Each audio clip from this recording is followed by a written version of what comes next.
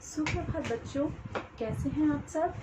मैं आशा करती हूँ आप सब अपने घरों में स्वस्थ तथा सुरक्षित होंगे तथा अपनी पढ़ाई को सुचारू रूप से जारी रखे हुए होंगे। जैसा कि हम सभी देख रहे हैं कि आप बच्चे लाइव क्लासेस में और डाउट क्लासेस में बहुत अच्छे से भाग ले रहे हैं और हमारे प्रयासों को सफल बना रहे हैं। इसी आशा के साथ हम आपके साथ जुड़े रहेंगे अपने वीडियोस के माध्यम से और लाइव क्लासेस के माध्यम से।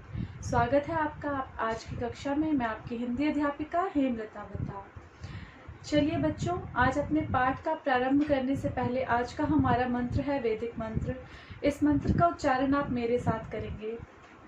सभी बच्चे हाथ जोड़ेंगे, आंखें बंद। ओम अस्तो मा सद्गमया तमसो मा ज्योतिर्गमया मृत्यो मा अमृतगमया। ओम शांति शांति शांति। ओम। तो बच्चों, जैसे कि जिन भी मंत्रों का उच्चारण मैं आपको बताती हूँ उन सभी मंत्रों का अर्थ भी आपको साथ ही साथ बताती हूँ। तो आज के मंत्र के अर्थ के बारे में बात करते हैं। जैसे कि हमने मंत्र का उच्चारण किया ओम अस्तो मा ज्योतिर्गमया, ओम अस्तो मा सद्गमया।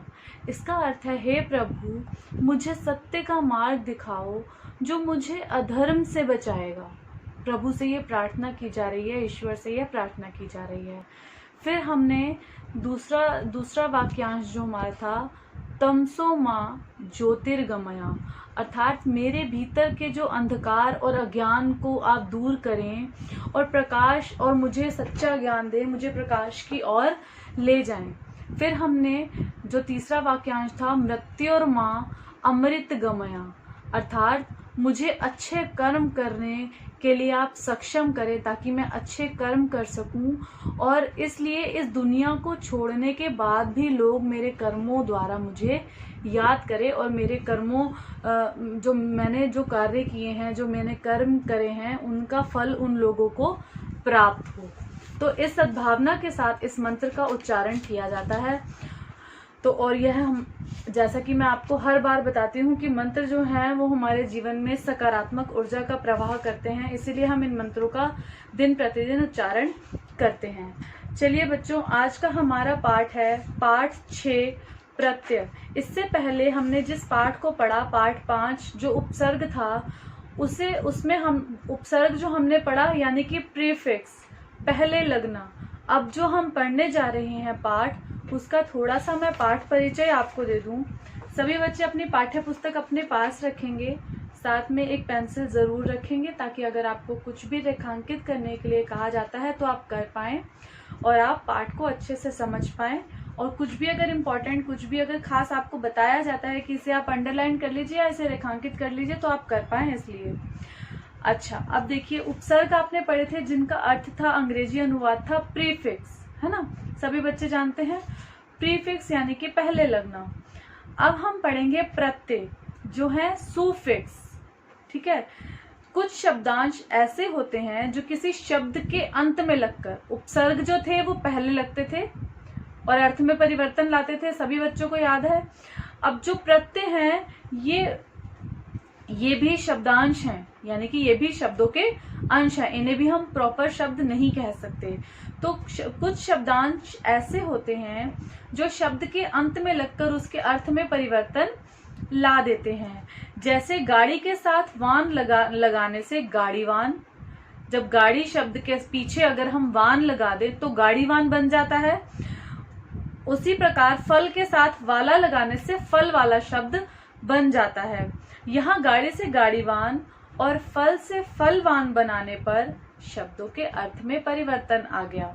तो जो ये परिवर्तन आया, जो ये परिवर्तन हुआ, वो क्या है, वो सुफिक्स के कारण हुआ, यानी कि प्रत्ययों के कारण हुआ।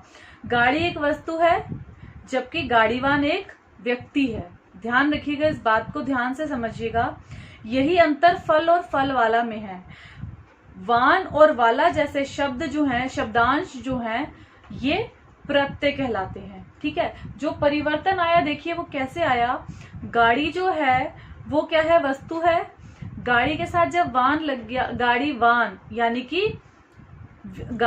यानी व्यक्ति, गाड़ीवान एक व्यक्ति है। फल जो है, फल वस्तु है, लेकिन फल वाला वो कौन है, व्यक्ति है।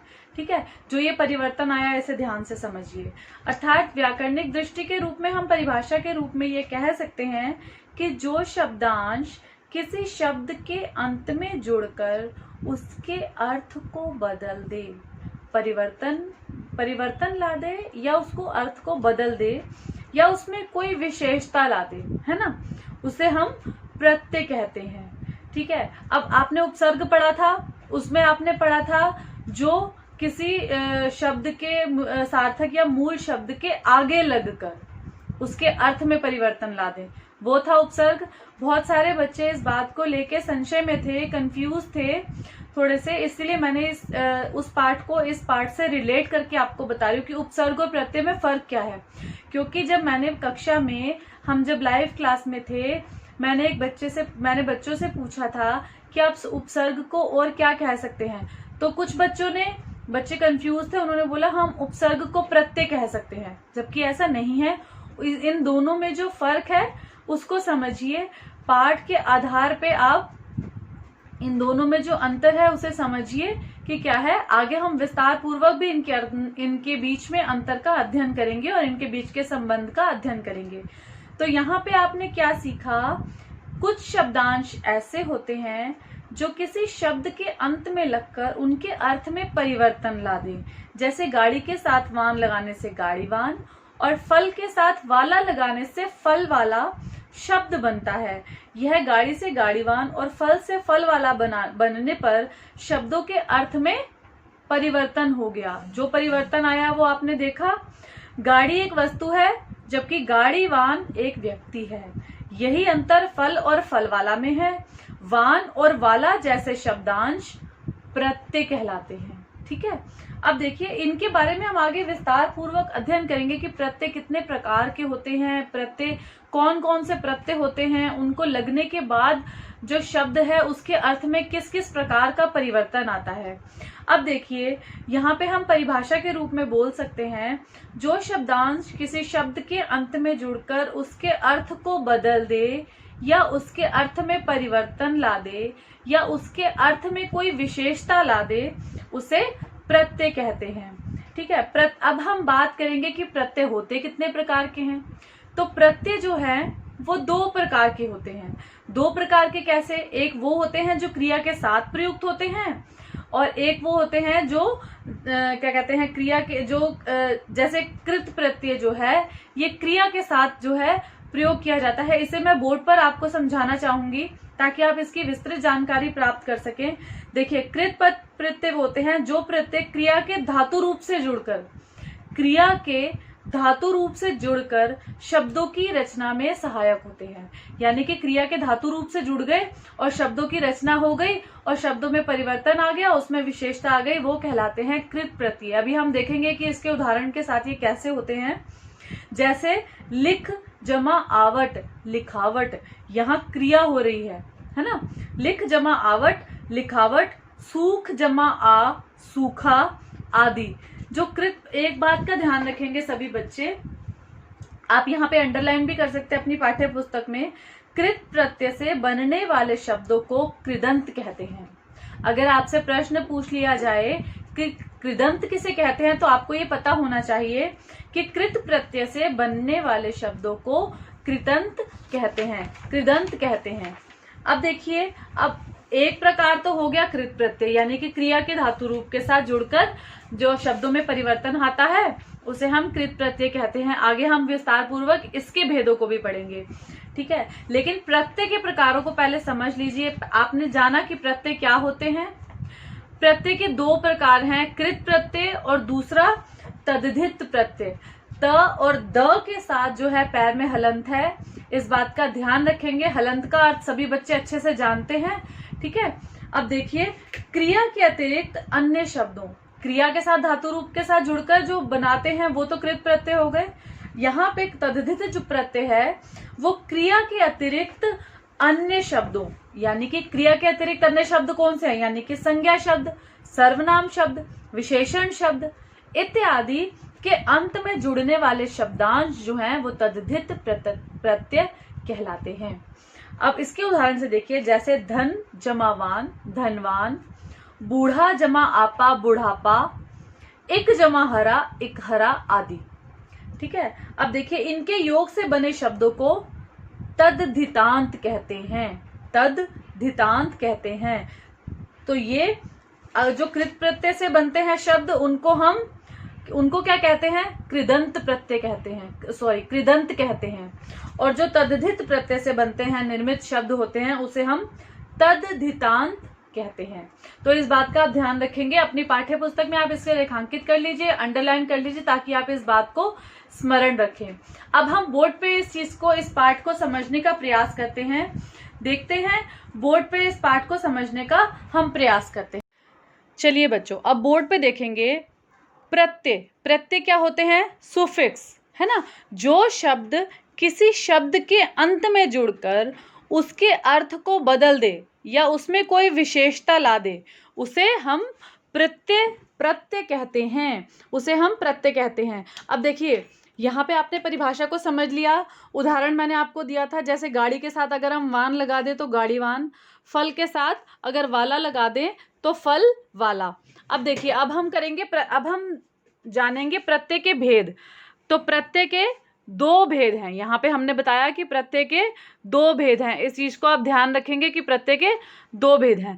पहला है कृत प्रत्यय, जो प्रत्यय क्रिया के धातु रूप के अंत में जुड़कर शब्दों की रचना में सहायक होते हैं, कृत प्रत्यय कहलाते हैं। तो इन्हें हम क्या कहते हैं, जैसे उदाहरण से देखिए, लिख जमा आवट लिखावट। कृत प्रत्यय से बनने वाले शब्दों को कृदंत कहते हैं, जैसा कि आपको पाठ्य पुस्तक में भी मैंने अंडरलाइन करवाया। दूसरा है तद्धित प्रत्यय। तद्धित प्रत्यय कौन से होते हैं, क्रिया के अतिरिक्त यानी कि अन्य शब्दों, जैसे संज्ञा शब्दों, सर्वनाम शब्दों, विशेषण शब्दों इत्यादि के अंत में जुड़ने वाले शब्दांश तद्धित प्रत्यय कहलाते हैं। जैसे धन जमा वान धनवान, इनके योग से बने शब्दों को तद्धितांत कहते हैं। यही आपने पाठ्य पुस्तक में पढ़ा। आशा करती हूँ सभी बच्चों को पाठ अच्छे से समझ आया होगा। जितना आपको आज हमने 3 चीज़ों को जाना कि प्रत्यय क्या होते हैं, प्रत्यय किसे कहते हैं, उसकी परिभाषा क्या है, प्रत्यय के भेदों के बारे में जाना कि प्रत्यय के 2 भेद हैं, कृत प्रत्यय और तद्धित प्रत्यय। और कृत प्रत्यय से बने शब्दों को हम कृदंत कहते हैं और तद्धित प्रत्यय से बने शब्दों को हम तद्धितांत कहते हैं। तो सभी बच्चे इस बात को याद रखेंगे। इस पाठ का जितना आज आपको ये पाठ कराया गया है, तो बच्चों जितना पाठ आपको आज कराया गया है इसे आप अच्छे से इसका स्वाध्याय करेंगे, स्वतः इसे पढ़ेंगे पाठ्य पुस्तक में से, और इसे साथ साथ इसकी परिभाषा को, क्योंकि इसे रटना नहीं है आपको, जब आप इसे पढ़ेंगे इसे समझेंगे ये अपने आप ही आपको याद हो जाएगी। तो इसकी परिभाषा प्रत्यय किसे कहते हैं आपने जाना, इसकी परिभाषा याद करेंगे। इसके प्रकार आपको याद हो गए, 2 प्रकार हैं, कृत प्रत्यय और तद्धित प्रत्यय। कृत प्रत्यय से बने शब्दों को क्या कहते हैं पता है आपको, कृदंत प्रत्यय, और तद्धित प्रत्यय से बने शब्दों को तद्धितांत प्रत्यय, तद्धितांत कहते हैं। यानी कि जो तद्धित प्रत्यय से बना वह शब्द कहलाया तद्धितांत, और जो कृत प्रत्यय से बना वह शब्द कहलाया कृदंत। तो ये आपको याद रखना है, ताकि अगर आपसे अलग से भी प्रश्न पूछा जाए तो आप इस बात से अवगत हों कि आपने कक्षा में ये पढ़ा था और आप ये जानते हैं कि किसे कहा जाता है। ठीक है, अब इसके बाद हम इस पाठ के अंतर्गत कृत प्रत्यय के आगे जितने भेद हैं उनके बारे में विस्तार पूर्वक अध्ययन करेंगे, और फिर तद्धित प्रत्यय के जितने भेद हैं उनके बारे में भी विस्तार पूर्वक अध्ययन करेंगे। तो आज के लिए बच्चों आपके लिए इतना ही।